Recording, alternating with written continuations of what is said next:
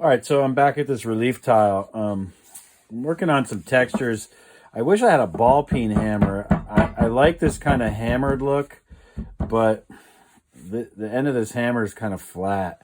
I wish I had a ball peen hammer. What I really need is something, more round to get the look I'm looking for. Some sort of hammered look for this background. The other thing that I'm kind of liking here is doing some tool marks. This clay is nice and leather hard with this chisel.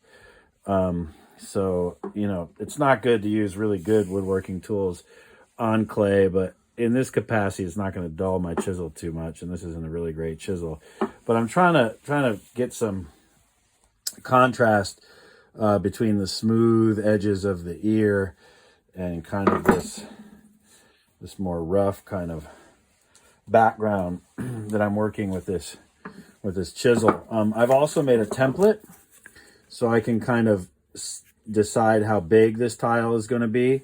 So I can gently kind of look at some parameters here. The other thing that's nice to do, this is the size that the tile would actually be. I believe this is 5 by 5. I cut a nice square template. So I could just go ahead and cut this out right now, or maybe I want to go with a rectangle. I don't really know. I think I want the ear to fill it up pretty nicely. So I'm going to go ahead and cut this out. Now, here's another cool thing when working with leather hard clay is that you can actually kind of cut part way through. And then if the clay is this really nice leather hard, I'll show you. I'll cut not very far at all on this line.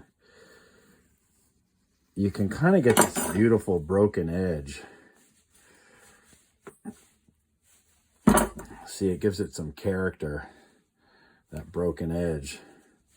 This one's most of the way through, so I'm not going to have much of that broken edge look. You see it's deforming the corner there a little bit, but I can kind of fix that later. But you can see if you wanted to cut all the way through, you could get a nice clean line. Here, we'll cut this one clean through. I don't have enough to really leverage on that. But in other words, the clay is pushing back a little bit, so you get nice clean lines when the clay is leather hard. I kind of like that broken edge, though. It gives it some character, makes it maybe look a little bit old. And then I can come in here, and I think I like this chisel texture better. I can come in here and kind of work this texture around. It might want to be just a little bit drier for that texture that I'm looking for. The last thing that I would do, just to give this thing some versatility, is that if I was going to mount it and grout it somewhere, I would want to make some striations into this to give it some grip if I was going to glue it to something, using a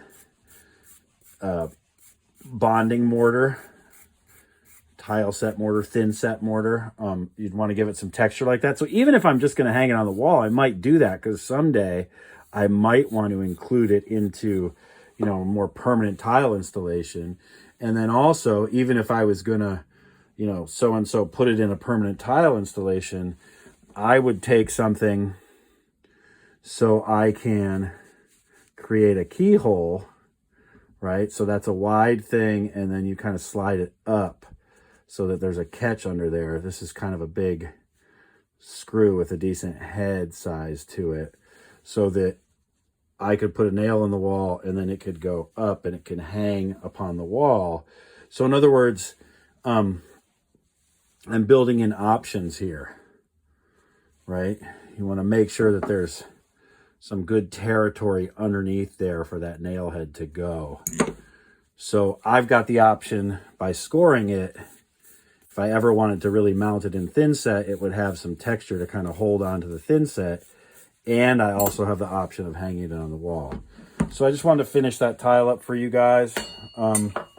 Whether you're making relief tile or not for your series, all of this is applicable. And again, the idea is to have a plan and then also to plan in some options. All right.